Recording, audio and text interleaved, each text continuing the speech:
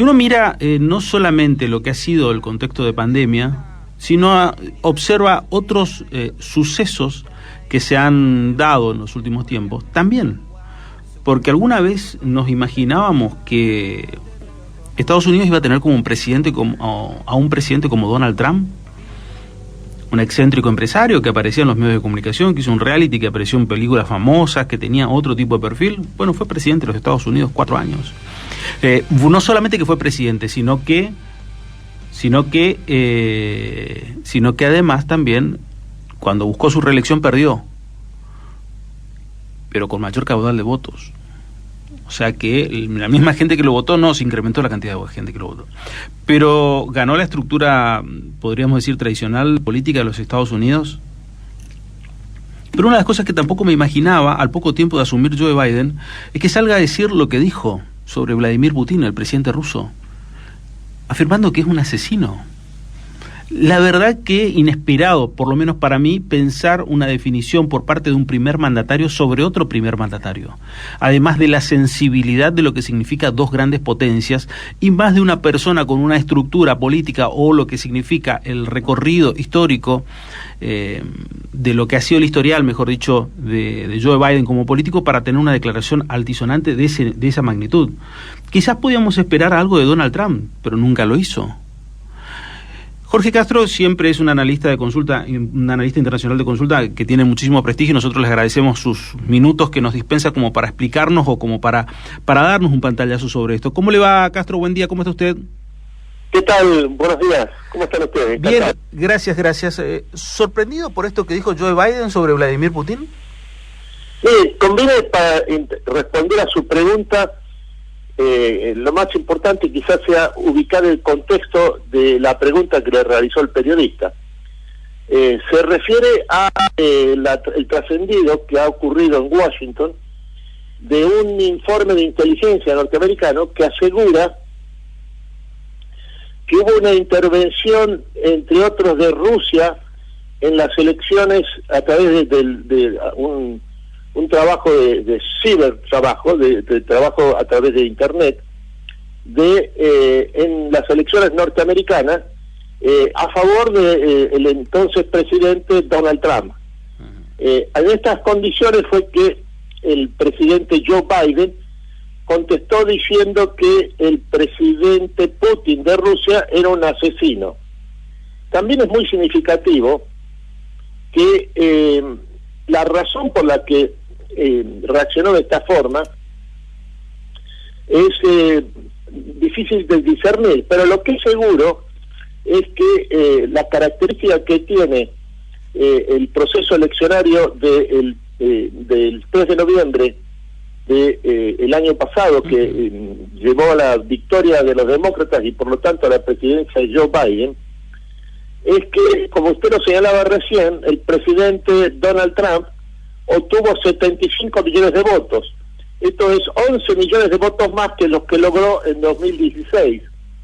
Y lo notable es que entre el 76% y el 85% de los votantes del presidente Donald Trump coinciden con en que las elecciones del 3 de noviembre que dieron el triunfo a los demócratas de Joe Biden han sido fraguadas, y que por lo tanto el actual presidente norteamericano, Joe Biden, carece de toda legitimidad. Este es el contexto en que puede ubicarse esta pregunta del periodista norteamericano a el actual presidente Joe Biden, y su respuesta que pareció fuera un poco de contexto y de sentido. Pero en realidad lo interesante también es tomar en cuenta es cuál fue la respuesta del presidente Putin de Rusia a esta acusación de Biden de ser un asesino. Y la respuesta de Putin es muy significativa. Le deseó que se mejorara su salud y se cuidara, y que en definitiva le propuso que siguieran la conversación, pero lo hicieran a través de un Zoom. Esto es en forma directa, a través de los modernos medios de comunicación. Forma directa quiere decir en forma pública, Sí. Y de esa manera desarrollaran la conversación. Es muy significativo porque esto parece incluir de parte del presidente Putin un cierto margen de ironía en su respuesta, porque en definitiva le responde diciéndole al presidente Biden que se cuide de su salud y que se mejore, lo cual es un indicio de que estima que el actual presidente norteamericano no está en el dominio completo de sus facultades. Claro, pero en términos literales, diríamos, ¿Putin fue mucho más diplomático que Biden? Bueno, le contestó deseándole que mejorara su salud y que se cuidara. No le contestó en absoluto a esta imputación de asesinato hecha por el presidente Joe Biden.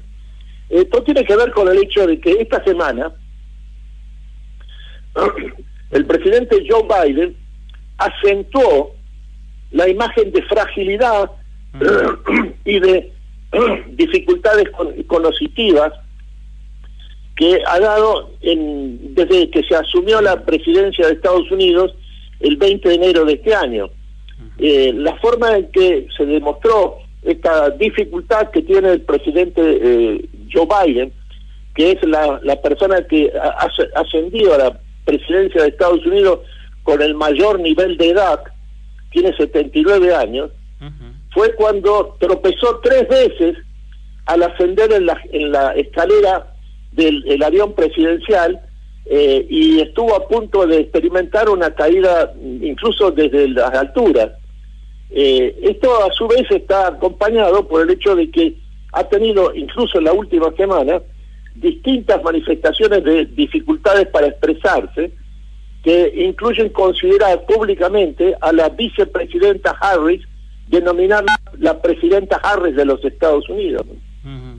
Sí, ese es otro de los puntos, ¿no? ¿Cuál es el estado de salud pero de Joe Biden? Pero también la consulta viene a cuento de esta suerte de disputa dialéctica, es si esto abre las puertas a otro tipo de discusión entre Estados Unidos y Rusia. ¿Qué es lo que se puede llegar a venir? No parece. Lo que ha hecho el presidente Putin y en realidad la Cancillería rusa ha sido convocar al embajador ruso en Estados Unidos. Pero a su vez el gobierno norteamericano no ha modificado en absoluto el estatus del embajador norteamericano en Rusia y no lo va a hacer. Lo más probable es que esto quede así, sobre todo después de la respuesta del presidente Putin, que si bien tiene un cierto rasgo de ironía, en definitiva no contesta ni responde de manera agresiva a la imputación realizada por el presidente Joe Biden. Estamos hablando de prácticamente el segundo mes de gestión por parte de Joe Biden. Asumió en enero, estamos hablando ahora en pleno... Así es, exactamente. Esto ocurre en el segundo mes de la presidencia de Joe Biden, en el momento en que Estados Unidos, la cuestión fundamental es la crisis inmigratoria en la frontera sur, en donde lo que hay es una explosión de la inmigración ilegal proveniente no solo de los distintos países de Centroamérica, Guatemala, Honduras, El Salvador, sino también de prácticamente todas partes del mundo, ¿no? Y esta situación, ¿qué nos depara? ¿Qué situación nos plantea?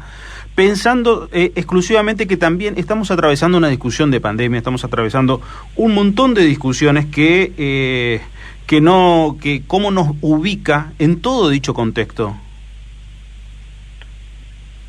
Mire, la información proveniente de Estados Unidos hoy es que ya son 120 millones los norteamericanos que han sido vacunados contra la epidemia del coronavirus. Sí. Y que serían más del 70% de la población norteamericana, de 330 millones de personas, los que serían vacunados para los meses de abril y mayo.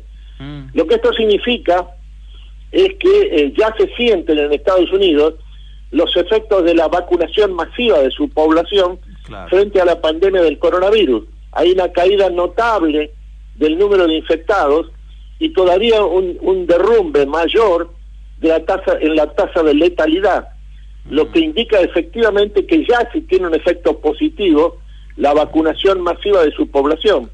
Lo que hay que prever ahora es que a partir del segundo semestre de este año, la economía norteamericana va a experimentar un auténtico boom económico, porque va a estar completamente abierta su economía a través de la vacunación masiva de su población. Claro, ellos logran, diríamos, superar esta etapa de pandemia, prácticamente. Absolutamente, es así. Sí.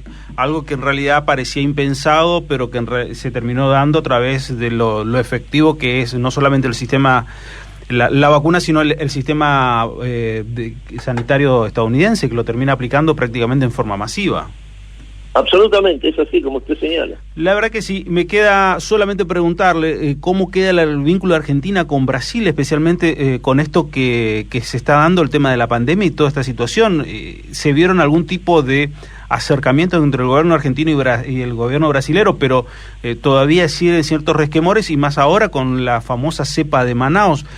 ¿Cuánto nos puede llegar a traer las características personales de Bolsonaro y lo que está ocurriendo en Brasil, traer complicaciones especialmente a la economía argentina, teniendo en cuenta que es el segundo socio comercial de la Argentina?